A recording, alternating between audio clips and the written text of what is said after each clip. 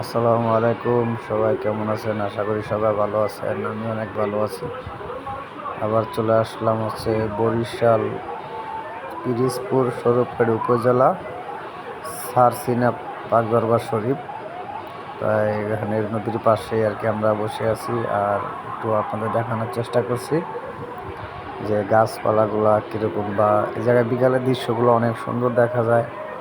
তাই বরিশাল আমরা বেড়াতে আসছি তাই তিনজন মিলে নদীর পাড়ে ঘুরতে আসছি। তাই সে কারণে একটা ভিডিও করা।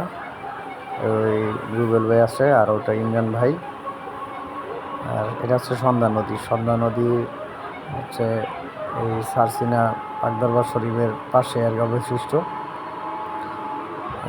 সন্ধ্যা নদী, নেসারাবাদ যেটা বলা হয়।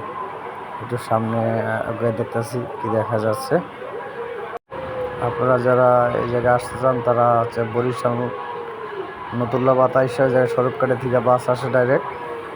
এই সারসিনা পাক দরবার শরীফের কথা বললে এখানে নামায় দিবে। এটা পাঁচদায় মেন রোড গেছে। আর সন্ধ্যা নদীর পাড়ে দৃশ্যটা বিকালে অনেক সুন্দর লাগে, অনেকে আসে এই জায়গায় ঘোরার জন্য। আমরাও চলে আসলাম তাই আপনাদেরকে একটু ঘুরে ঘুরে দেখানোর চেষ্টা করছি। আর আমি নিজেও একটু করার চেষ্টা করছি যে আপনাদের সাথে থাকার। সব কিছু মিলে ঝিলে এই পর্যন্তই। কারণ